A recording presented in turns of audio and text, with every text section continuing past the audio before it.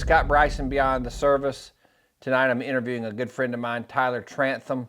Can't wait for you to hear his story. We met through a mutual friend and family member. We'll talk about that later. But Tyler, welcome to the show, buddy. How you doing? I'm good, buddy. Thanks for having me. It's an honor. Yeah, excited to talk. Yeah, I can't wait to hear for the people to hear your story. We've been friends a long time. Paco introduced us. I know you and Michael grew up together. Uh, when did we meet? I know we met at my mom and dad's house some years ago. Do you remember when we first? Man, I It's, don't honestly I can't remember. It's been a long time, I but mean, it was. I was yeah, living in we've D.C., right? So it was one of the first mancations we did. I think so. I think you'd just gotten back from London, I Okay, think. so at least Maybe. over a I decade. It think maybe. feels like I've Yeah. known you forever. You've become one of my really good friends, and so just appreciate you taking the time away from your family to do this tonight. Before we kind of jump into the interview, I want you just to give the audience just a quick overview of who Tyler Trantham is, a little bit, whatever you feel comfortable talking about your family, where you grew up, school, your early career, and that kind of stuff. Yeah. So yeah, my name's Tyler. I live here in the mountains, just a little west of Asheville. Grew up here. This is where I was born and raised. Um, I'm 43. Got three kids. Married. Been married 17 years.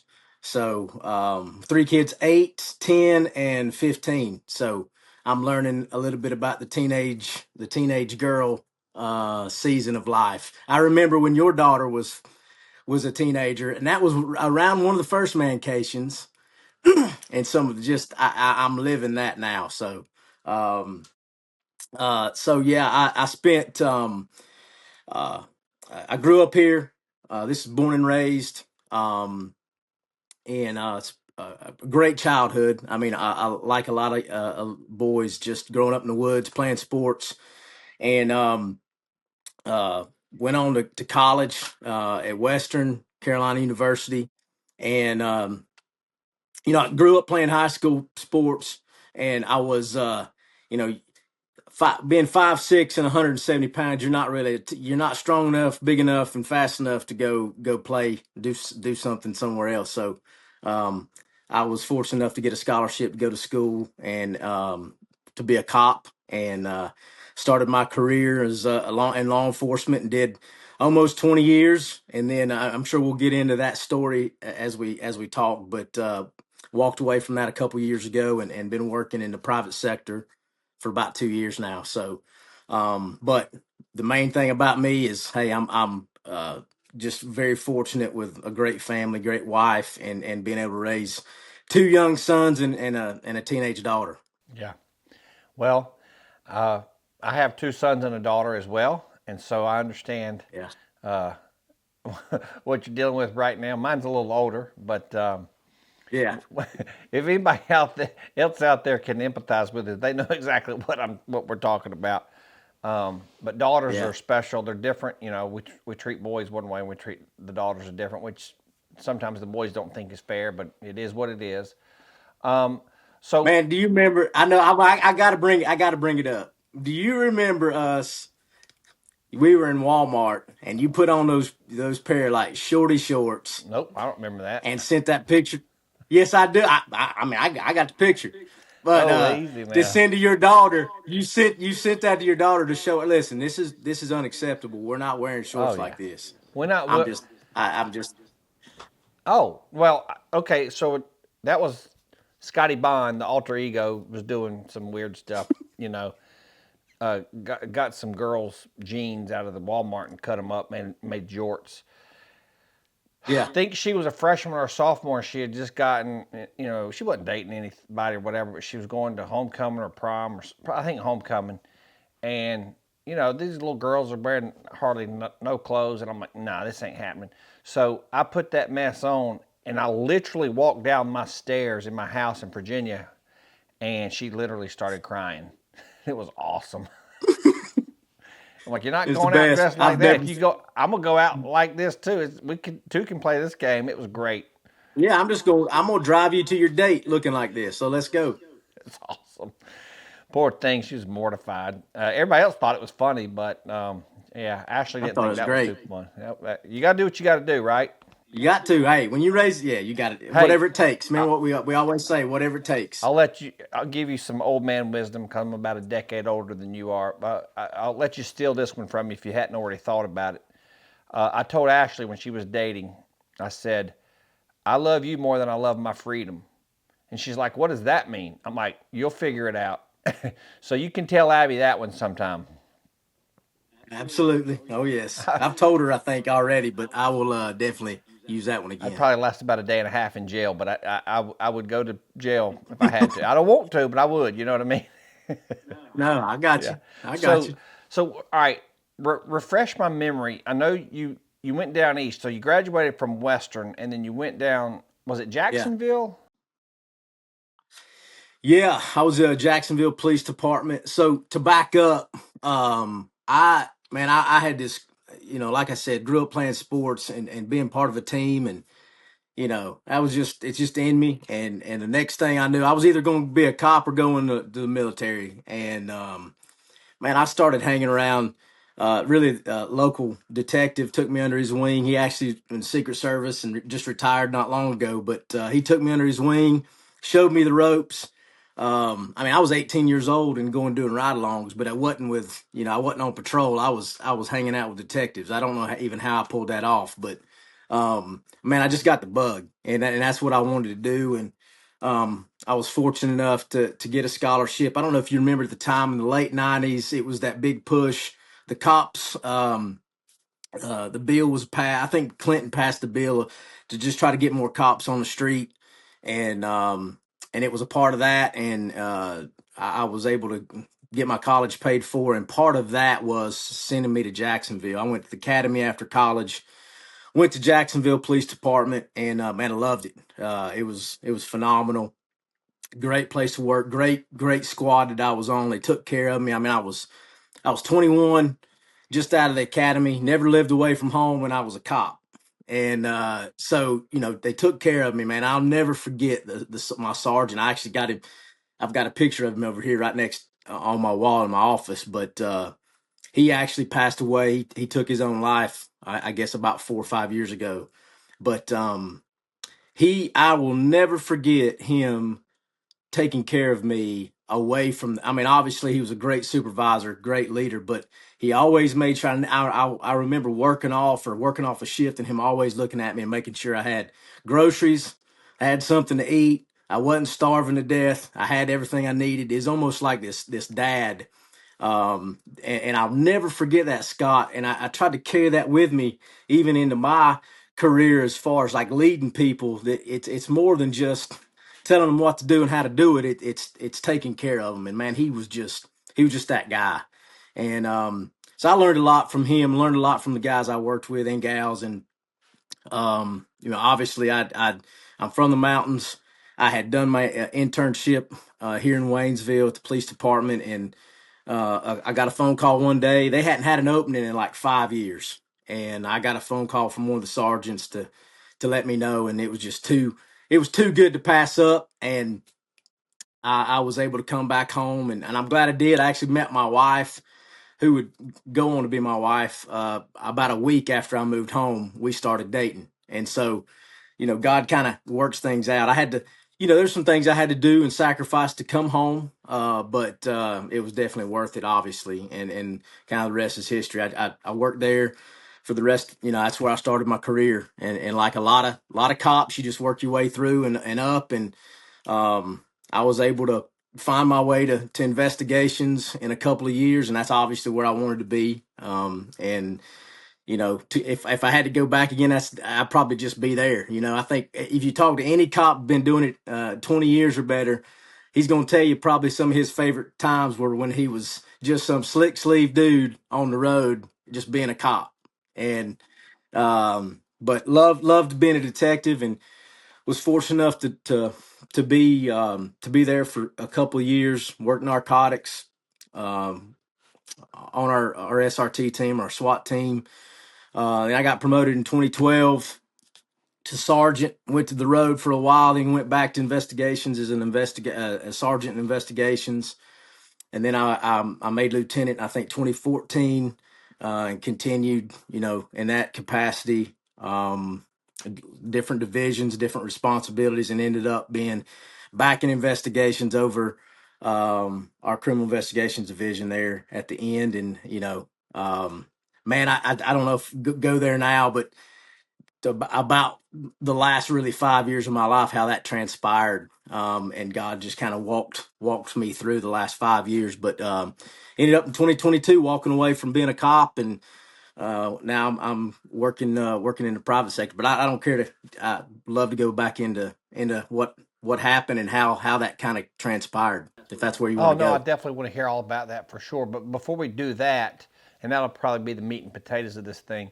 But if you, first of all, I want to go back to Jacksonville for just a second. I didn't. Yeah. We didn't have this kind of outline, but you said something I wasn't expecting you to say, and we can get into it if you want to. If you don't want to, we don't have to. No. Uh, Yeah. I Absolutely. don't want you to feel uncomfortable. But your sergeant, the guy you were talking about from Jacksonville. We hear all these things about 22 veterans a day are taking their own lives because of PTSD and all this Man. stuff, and that's very horrible, and I hate it. Law enforcement probably not as prevalent because we're not downrange getting blown up and stuff, but it's death by 1,000 paper cuts, which I think can. I don't want to Yeah. say it's worse, but it's bad in a different way. Not trying to compare and Yeah. contrast the two for sure, but do you have any idea why he did that? And the reason I'm asking is not to tell somebody else's story, but there might be somebody watching this that's struggling. I don't know what kind of law enforcement community is watching this. I'm hoping that it grows, and Right. I want to help. I guess my point is, I started this Yeah. podcast to help people. I'm not sure if I am. I want to, and I'm not sure what that Yeah. looks like, other than just talking to people and maybe sharing some stories and how to survive mental health and how to survive a marriage. And for us, it's our faith, but not Yeah. everybody has that. But I'm hoping that they will get that through this. So I just wondered if you had any insight on that, if you wanted to share anything that might could help somebody. Well, I would just say I wish I did. I wish I knew more about the why. I don't. I know he had retired and left, but like so many of us, and I can speak from that because I didn't retire. I just walked, after almost 20 years, walked away. But Scott, as you know, there's so much of our identity wrapped up into this job and what we do and serving people. And officer wellness is, I think it's a huge issue, but I think it is different uh, from the military in some respects, just because. And I don't want to speak for his situation, but I can see it because I've seen it before. You go, it's like a hard stop. Like, hey, Friday's my last day. I sign off. I go 10:42, and then what? And I don't know that there's not anything in place to how do you process that next 6 weeks to a month. I remember when I walked away, Scott. I mean, we talked. I went from being on call for almost the last 10 years and being needed, called upon, and being that guy for whatever, to not. And when that stops, man, there's a lot of things that go on inside you, that's really hard to even put words to, much less processing all those emotions. And I think for those listening, it's just understanding that, like, yeah, obviously our faith is huge to us. It's probably gotten us both through a lot of hard times. I would just say that that's the number one thing. You've got to have faith in something bigger than you and a plan that's much greater than you, and trust that. But understanding and processing your identity as who you are, and being able to walk through that after the time comes and you walk away. And I think I see a lot of that happen. I heard right before I had stepped away, I was in a leadership class, and I can't remember the exact stat, Scott, but it's something like after a cop does 30 years or 25 years, the average life expectancy is like 7 years. And that just blew my mind. And I may be off on those numbers, but it was pretty close. It blows my mind I mean, you put in all that time and you're serving all those years to really go home and die because we don't teach or help cultivate some tools to help them process that next step in their life. Um, and I think that's something we could probably do better. I was talking to my old chief about this before. a couple months ago. Just, how do we go from just throwing that retirement party and giving them a cake and putting their picture on Facebook and celebrating and thanking them, but then we forget about them, and we're supposed to be a brotherhood, and we let them sail off into the wind, and it's like, what could we do to still stay engaged and still keep them engaged, even though they might be retired? If it's on a good note, obviously. How do we stay engaged with our guys that are retired and have decided to hang it up and keep them engaged? And I don't know what the answer to that is, but it's obviously something I think could be done to help. No, I totally agree, and I think it's a very good point. And it's like I want to be careful how I say this because I definitely don't mean this disrespectfully at all. Like the military guys have a whole different set of problems they're dealing with, right? And they get a ton of Yeah. resources. Now, I'm not saying the VA is great because it's not, but Right. there's not a lot of stuff outside. Like the military gets a lot of.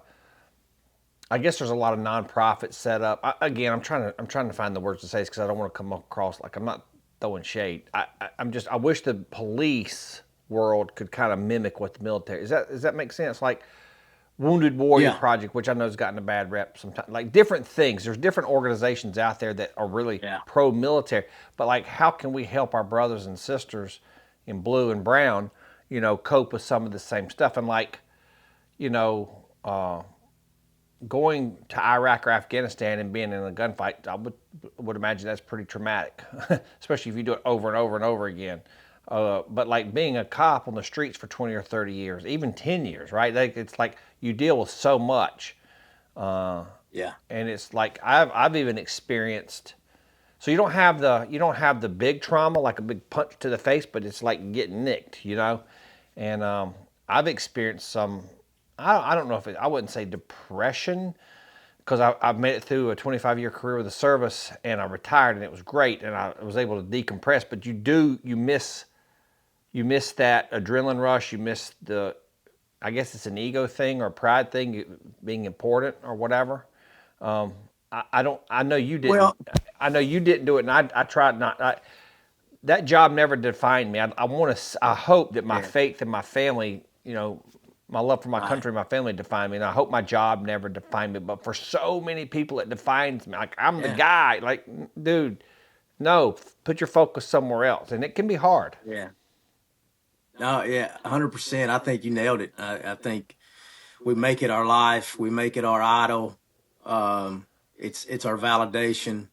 It's everything. And I don't think there's nothing wrong. I think me and you've talked. Every time something goes down in the country, we text or something. We're like, God, I'm ready to I'm ready to put my stuff on, and go back to work, because that's who we are. I don't think it's like this urge on in that respect for I need validation or Mm, I need some more identity. It's just, man, I think God gifts us, those of us that are in this line of work, and in military as well. It's just this gift of like I want to serve in that way. I don't want to be seen. I don't care if anybody ever knows it. I just want to go.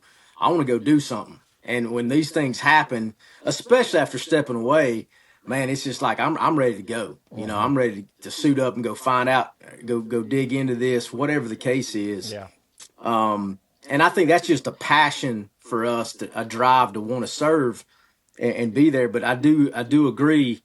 There's this element of allowing it to be our everything, and Mm-hmm. it can't be. Yeah. Everybody want, hey, give me your heart and soul. I need your heart and soul in this. Well, really, you don't get my heart and soul. Nobody gets my heart and soul. I can't give you my heart and soul because it's got to be with it's with somebody else. Yeah. And I think that's the key, and Yeah. keeping yourself grounded in your faith, and to help you manage those moments and get through those times. And I think that's great. I mean, I think that's well said.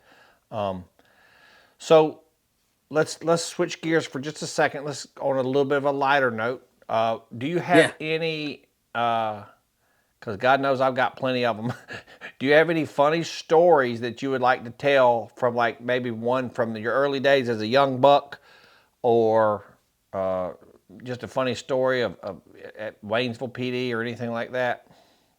Oh man, hey, listen, there's plenty of them, and if there was some people, they would tell a lot on me. But listen, I want to say this: had great leadership. I had a chief. He was there at that department a little over 20 years, and just he led in a way where you were allowed, if you were in he trusted you. If you were going to be in a position of leadership, he was going to trust you. Is that whole Teddy Roosevelt quote? He's going to trust you to do the job he's asked you to do. And we were able to do a lot of things for a smaller department. We were very self-sufficient. We were able to go to a lot of different things and be exposed to a lot of stuff. But so I'm very, very thankful for that, and thankful for his leadership. But funny story, Scott, this is a good one, but I don't even know if I've ever told you this one. But so, working investigations, you have to investigate death scenes sometimes, and it's not necessarily always an investigation or there's a murder investigation. It may just be a dead body's found, or you got to figure out, make sure that there's nothing that's going on that's fishy. But in this one particular situation, there was a vehicle. It was mid-August, so you know how hot it was. And this individual had unfortunately passed away in his vehicle, and he'd been there for a minute. And when I say a minute, I think we had suspected about a week that he had been there. And so, as you can imagine, without going into any details, um, it was not a pleasant scene, to say the least. It was not pretty visually, but also to the other senses, your smell, all those things. Yeah, so I was in the parking lot. I mean, you got all these people coming, going, shopping, and so there's a lot of eyes on. And then the media shows up because I guess small town, there wasn't a whole lot else going on that afternoon, but fire trucks, and we had it all cordoned off, trying to do what we was doing. And so I mean, it was just a bad situation because of, obviously, the guy been there for over a week and it was hot. And so I come around the corner. I didn't know the media was there, Scott. I didn't know the media was there. Rookie mistake. Rookie mistake. I didn't have my head on a swivel. I didn't see him. But I come around the corner, and I gave it the whole. I called a fireman. I'm gonna blame it on the fireman, of course. He was across the parking lot. Okay. And he does the whole Catholic cross. You know what I'm saying? Yeah. Well, I just did it back. I did it back to him. Well, unbeknownst to me, the media had the camera on me at the same time. So I come around the corner like I'm, like John Q detective here, and I do the whole Catholic. And man, they got it. And that's what did they show on the evening news, Scott? So first of all, I thought I was fired. I'll be honest with you. I Why? thought, man, I'm done. I don't know. I just thought, oh Lord, they gonna do something, whatever. But dude, I come in the next morning to work, and they had the Pope on my screensaver. They had rosary bead. They had the interview room said confession. Oh no. They had put a piece of sign up. They had rosary beads. I had people calling my mom, wanting to know if I had like changed and went from being a Baptist to Catholic. I mean, it was crazy, crazy. And I had just disrespected so many people, but it was a pretty embarrassing moment That's on the funny. news. But That's great. to this day, I've not really lived that down. There's still people see me Did and you bring that up. did you So, get any nicknames out of that one? oh man, it was all, yeah, it was, and people had videotaped it, and like when anyway, it's awful. Well, It was terrible, and that's great. but it was a very embarrassing. We all have those embarrassing moments in the job, and that was probably my top one. But That's good. a lot of good stories, man. Just things Hey, that go on, and if give me the G rated if you can go G. It'll be PG for sure. The PG rated version of the Oh gosh, the time you guys were doing, I know you did more than one time when y'all had some of your young boys in there. He was going into the prostitute house, and then his call the code word was something, and he kept saying it over and over, but y'all wouldn't go in. Oh, bro, this is Christmas. So it was like 28th. It was like 28th of December, Okay. and we've been working this. We've been working this house for about a month, and she was. It was back when was it Backpage? You know, they took it off. I think it was Backpage. One of them like black market, like you got on and it was talked it up with somebody, and then they Ugh. tell you to come over to their house, and so. But man, it was in the middle of a neighborhood, and it was she was just it was like it was like Walmart parking lot, Ugh. okay, and so we sent an undercover in, and we set up surveillance teams, and we had him wired and all the things. And the code word was going to be once you can't entrap. You've got these certain things they've got to do and say, and all those things. Well, we had to plan together. Code word was going to be, "Did you have a nice Christmas?" That was going to be when we heard him say, "Did you have a good Christmas?" That was going to be you know, our cue to come in. Well, we're sitting there, and it didn't take long. I mean, she was doing her thing and talking, and all of a sudden we hear him say it, and I get ready to put it in drive to go, and my buddy he taps on and he said, "Let's give him a minute." Let's get a So nice. he said it again. That's great.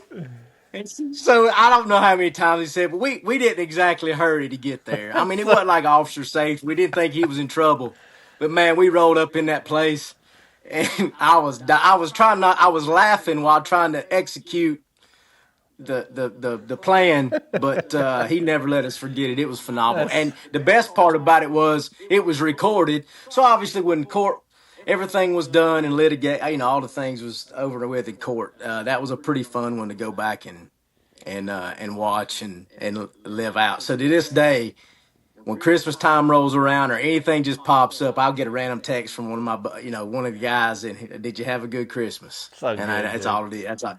It was phenomenal. But you know how those are the stories, man. That's what makes the job so much fun, and the things you experience with people. And man, I wish everybody knew how much fun it can be. Yeah. But yeah, it was good times. That was a Well, good time. Did you have a good Christmas? that's great. I was hoping you'd tell that. So that's, I mean, cops have dark humor. That's not dark. I mean, because it wasn't anything No, bad. it's That just like, but it's hilarious. Like no. you have to have a little bit of a twisted sense of humor in that Man, how line you of gonna work. survive? Yeah, yeah, Yeah. yeah, We see so much and deal with. You got to have. There's just an element of it. It's really a survival key, yeah. So yeah, it's good stuff. That's good stuff.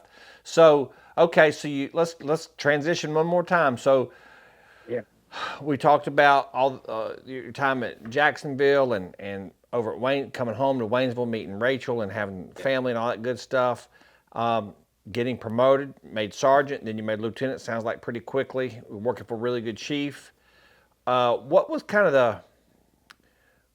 the catalyst, or what pushed you toward, okay, I'm going to go down this other avenue versus just staying where you were? Yeah, man, it's a great question. Looks crazy half the time. I look back at it and think some of it's crazy too. But I think ultimately sometimes the Lord calls you to this radical alignment, if you will. But it really started, I'd say, 2019. I'd been a lieutenant for several years, went to investigations, was loving it. But man, I was sitting in my office. I remember it very, very well. I was sitting in my office and I was listening to a podcast from a preacher. I had some paperwork to do, get caught up on. So a lot of times I'd turn a podcast on or a sermon or something just to kind of keep my head where it needed to be. And I remember him talking about promotion, and that like he was talking, and I won't be as eloquent as he was, but that if man promotes you, you've got to sustain it. But if God promotes you, it's in His hands, and it's His. You don't have. There's nothing you really have to do to keep it, and because it's His plan, it's His way, it's His. Ultimately, it's His plan, and so man, it really sunk into me deep. I had went through a couple of promotions. I've been in that position. Sometimes that's not necessarily a promotion, but maybe it's just our in our life. I think we try to make things happen sometimes, and I think we do have the green light at times to do that. But in my situation, I just felt like God really working on me in that moment to say, hey man, slow down, slow down a little bit and trust me. And it was about 4 months, is maybe 3 months later.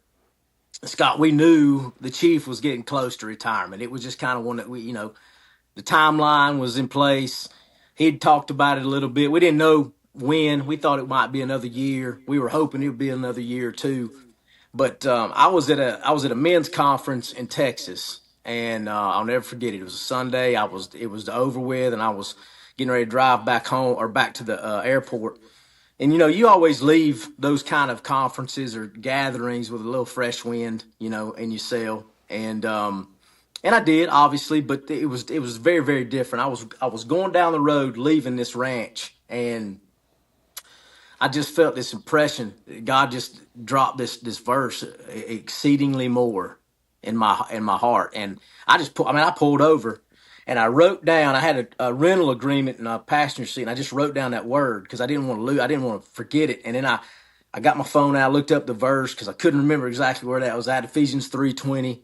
And I was like, man, what's God trying to tell me here? And so for the next 2 hours driving back to, and I'm getting somewhere, I promise. The next 2 hours driving back to Dallas, um, me and the Lord just had this conversation. And some people say, he doesn't speak anymore. He doesn't talk to, man. I just know that I'm his sheep and he knows me and I know his voice.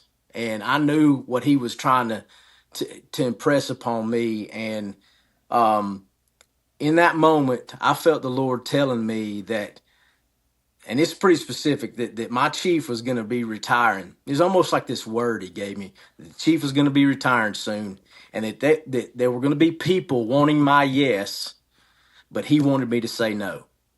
Mm. And so we had a conversation. Obviously, like I'm like, wait, what's this about? And that's just a conversation between a son and a father, really, and trusting and learning how to trust him. But I trusted him. And so, Scott, that was Sunday. The next day's Monday. I get home, go back to work the next morning, staff meeting as usual, talking about the weekend, what happened, talking about the week ahead. It's wrapping up. And I look across the table and I see my chief, and I could tell. It was like his lip was quivering. I said, oh no. I knew it the minute I saw it. He was going to tell us he was retiring. And sure enough, he wasn't. He spills the beans, says, I'm leaving in 45 days. Mm. Now, 24 hours before, the Lord had basically told me this was going to happen. And I know people are like, man, what are you talking about? That's foolishness. I just know what happened. And I knew it was almost God preparing me for what was ahead. My point in saying this is number one. I don't want to insinuate whatsoever that I would have been the next chief. Now, I probably would have tried and put in for it, but the Lord specifically told me that I felt like that the world and men were going to be asking for my yes, but he wanted me to say no. And Scott, I had to trust him. And I I stuck to it, and that really began this process. I would call it over the next couple of years and I didn't always handle it the greatest. Me and him wrestled. I wrestled with God. I can tell you that over a lot of these things of why and what. But I just have to say I trust you. I trust you. There were other opportunities that came from promotion, and he didn't give me the green light. I didn't feel like that was something he wanted me to do or even attempt to do. And ultimately, it led to me laying it down and walking away in August of 2022.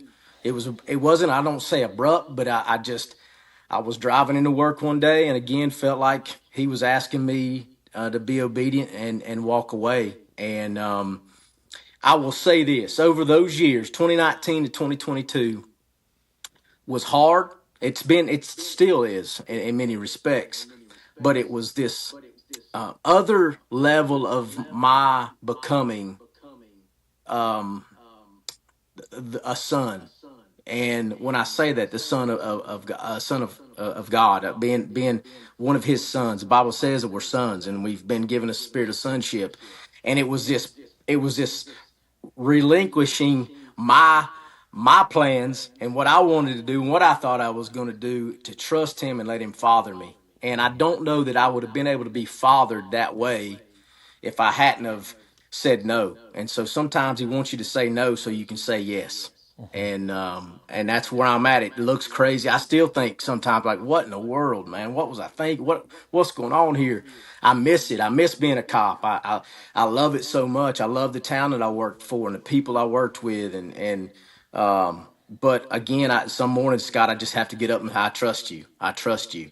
And He's blessed me with opportunities to still be engaged and work and have be able to provide. And he's been on all of it. So, at the end of the day, that's where I've kind of walked through over the last, I guess, we're going on, almost 6 years of, uh, stop pushing the pause button on some things and saying, I trust you, Yeah. and letting Him make a way and guide me in those moments. I don't regret anything I did before. I don't want to say that I didn't take it to Him when I wanted to be a sergeant, or I didn't pray about being a lieutenant, or I didn't. I think I was just at a different place in my life, younger, probably not as mature. Still got a lot of maturing to do, but that's just kind of the process of where it's been for. That's been my story. I don't think that's not everybody's story, but Yeah. for me, it was this, hey, lay it down and walk away and trust me. And that's what I've had to do. Well, that's really good. I'm glad you shared that because we were talking earlier about finding our identity in our job titles, right? And I've gotten a lot of things wrong throughout the Yeah. years, but I think I got that right. And I know you definitely did. And I think a lot of people get it right. Some people get it wrong, Yeah, they which, do. but it's okay. Like maybe maybe this little interview can help somebody else. Maybe, that doesn't mean you have to walk away from your job or whatever, but just No, no. I maybe not think, making it yeah. an idol. We have to all be careful. Listen, we're both former athletes. We have kids. Your kids are growing up. Mine are grown. We have to also be careful to not make football, basketball, baseball, dancing, cheer, whatever. We got to be careful. Yeah. Idol can be anything, so we have to be Hey, very I careful. think, yeah, what it's taught me, I would just say you're absolutely right. I had to work through that first 6 to 8 weeks of being gone, walking away.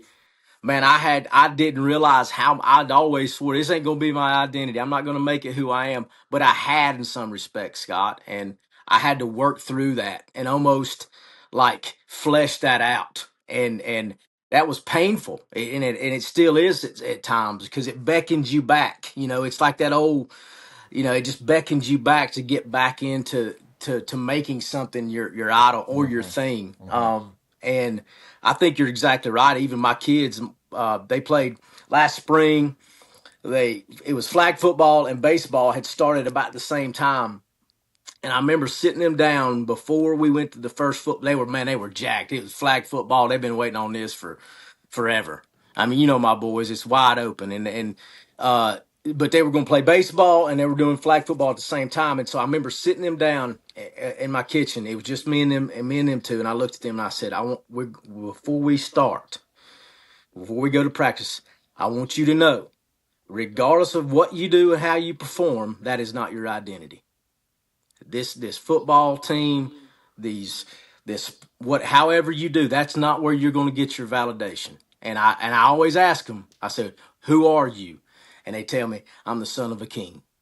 And because I want that to be their identity, everything comes from that. Everything flows from that. And so those are important things. And I don't know that honestly, Scott, I don't know 5 years ago that I would have told them that, Yeah. because I think I had to walk through the last 5 years to get to the point of understanding the importance of some of those things. Well, that's called maturing, and that's awesome. I mean, we're all at a different level. If you're a Christian, right? For Christians, we're all on a different faith journey, right? Some people Yeah. are kind of in the infancy. Some are Yeah. maturing. We're all maturing at different levels. I got lot of growth left to Bro. do. Yeah, I don't want to make it act like I've No, arrived, not at because I all. No, I no. no at all. We're all becoming. We're Yeah, all in a process. And I think it's just understanding and committing to that process to become who God's made us to be.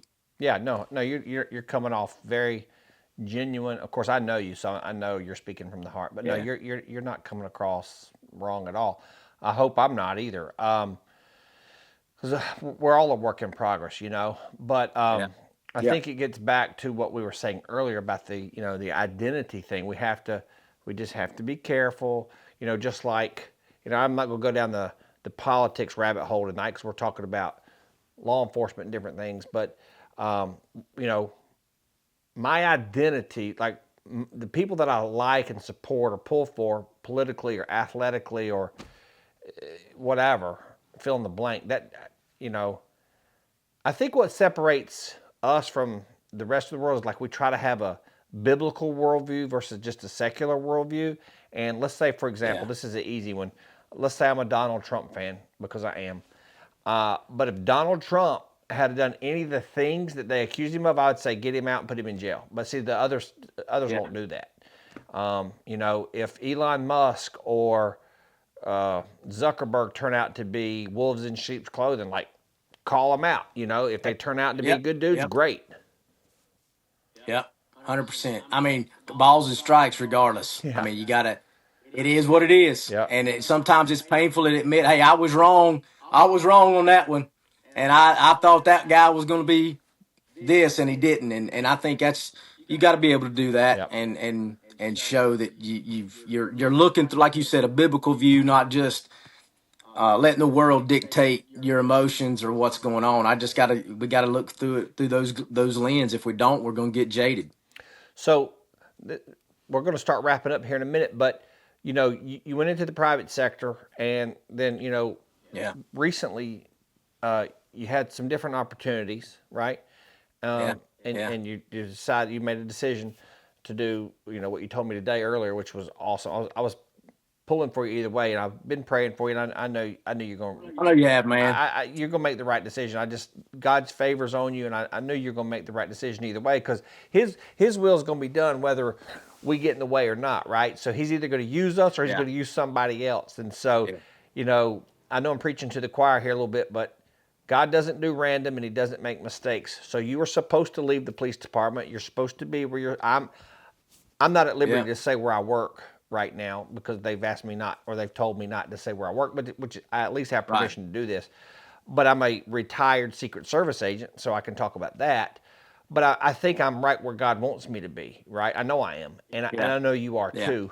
And so, do you feel comfortable speaking to kind of the last couple of months we've been talking about your journey and how you've leaned on your because somebody watching this is probably not a believer and Yeah. maybe we're trying to help shed a little light on faith and Right. leaning on Jesus and not ourselves. Yeah. Last 6 months has really it's been a weird, not a weird, it's just been a different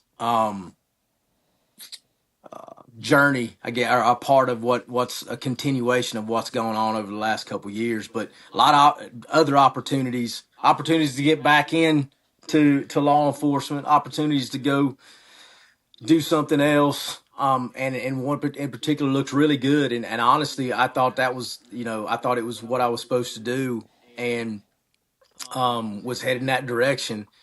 And you know, I think the Lord won't.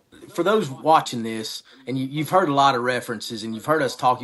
If you've watched this before, you've heard Scott talk a lot about our faith and his faith. And I think sometimes I don't the church or we kind of water things down and we it's a really simple gospel, and he really just he wants our life. He wants to be a part of our life, not a part of our life. He wants all of us. And but it's with such good intentions to just to give us and for us to be his son and be heirs to his kingdom. And it's just there's a peace and a joy, and there's so much life in that when you begin this process, I think you almost have to cultivate this um, this life of obedience and listening and laying things down. I mean, it really is a simple gospel, and he asks us, I got to die to myself every day, and if I don't, I'm gonna really screw up. That's the bottom line. And when I say die to myself, I have to just put my own needs and my own wants and all those things and trust him and say, I trust you. I trust you. But over the last 6 months, there's been these opportunities. And even like I said before, to jump back in to doing what back in law enforcement or this other opportunity I really thought was what I was supposed to do. And I just felt like God was asking me, it was almost like he presented this to me. And it was almost like, hey, you can go do this. And, but I really want to spend some more time cultivating you. That's really kind of what I felt like. And that sounds really crazy to people watching, but, um, I just had to stay where I was at and trust him because there wasn't that level of peace that I knew I needed. It wasn't that green light that I felt like I was getting, but it all ultimately come down to trusting him, trusting his way and what he's told me Mm-hmm. and knowing what that is. And Scott, I was driving home today. I've been at a conference for a couple of days and seen some old colleagues. I was with several chiefs and other law enforcement leaders, and you're in that environment and you're seeing, and man, you miss it, and you're talking and you're telling the stories. And I was driving home today and just having another conversation and asking, God, I really miss it, but I trust you, Mm-hmm. and if you open a door for me, my heart, and I'd love to get back into being a cop again, but I trust you. Mm-hmm. And if that's not the case, I may not. This may be it for me. And that the time I spent doing it may be what was meant, and he's got another plan for me. But at the end of the day, I've got to trust him Mm-hmm. and know that his ways are better than mine, and I can't make a step without without him, without a green light. That's just the way I've kind of approached this season of my life, and really want to continue that and situate my life, I guess, in such a way, if you will, situate, if that's the word, that I'm in union with him. Not just on a Sunday morning, not just my quiet time tomorrow morning, but even, man, out here cutting wood or driving up and down the road. That my union with him is where my life is at, but that's where I'm living from Mm-hmm. and not trying to get to, if that makes sense. No, that's great, man. That's good stuff. I'm hoping this helps somebody somewhere. Um, Before we wrap up, I just wanted God. I think God just put this on my heart. I don't know, but for anybody watching this, that I might have lost some views, and people think I'm crazy talking about God all the time. But whatever, that's what I'm going to do. So, um, my last preacher, well, not my last. When I lived in Virginia, I had this amazing pastor, and he was just dropping, you know, bombs every week. But I'll never forget, and I have it written in my Bible. He said the whole Bible, in his opinion, the whole Bible, God's really just saying, trust me. That's the whole crux of the whole thing. Trust me. Yeah. And I guess I thought about that because you were talking about trust and all that good stuff. So obviously you are and you have, but I just wanted to share that, like, you're doing good, man. Just keep up the good fight. It's a Yeah. battle. I would like to say this too. I wanted to say this a minute ago and I forgot. As a believer in Jesus Christ and as an alpha man, am I SEAL Team 6 operator? Nope. I'm not. So I'm not trying. I'm the tough guy.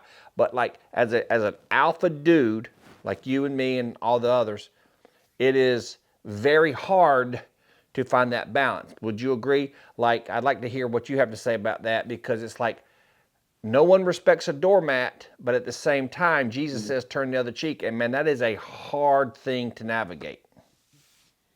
Oh, it's 100%. And I think, it's fine. I mean, the last thing, I think John Eldridge has said it before, the last thing the church needs is another passive man. Mm, And I think that's true. I think in some respects, some have kind of given into passivity, if you will. But, I don't think being a believer and being an alpha and handling business, it's okay to call balls and strikes. It's all, as you know, it's okay to play no games and call it out when people are. mhm, I think we need more of that. There's a way to do it humbly and respectfully. mhm, I mean, if you look at the life of Jesus, he wasn't just sitting on his hands mm, on the pew and nodding his head. I mean, there's some things he did that were pretty outrageous in its day. and Hmm. some would call him an outlaw, if you will. But I think it's just if we're in union with him, Scott, and for those that are watching, at the end of the day, we're all searching for identity. And regardless, if you don't realize when you wake up in the morning, you're really searching for identity, and he wants you to just get refocused on him, so that that's where you're living from. I mean, Hmm. we see it every day. These, I don't know what gender I am. I don't know who I love. I don't know. I'm so confused. Well,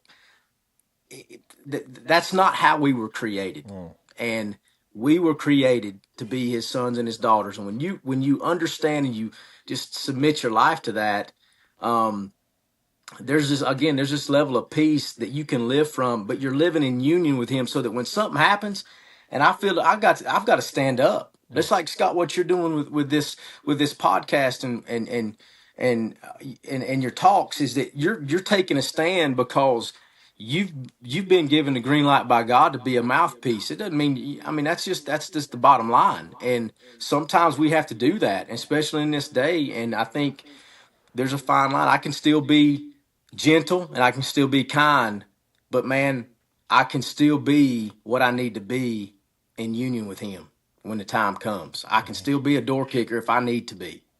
And we've just got to trust him, listen to him, and take those questions to him. You know, there's, and some of those things happen in the moment, and you gotta respond. But I think he wants a part of that too. And I mean, we were very fortunate to go through many years of our career and survive a lot of things. We may not have realized he was there with us and in those moments, but looking back, he was. And you know, there's a need for men. Me and my wife talk about this all the time. I think the lack of men being men is why we're in the situation we are in the world, Mhm. and in our country. And that's no disrespect to women. I'm a champion. Trust me, anybody knows me knows that. But when men are not men and not who God created them to be, we suffer. Our Mhm. families suffer. Our culture suffers.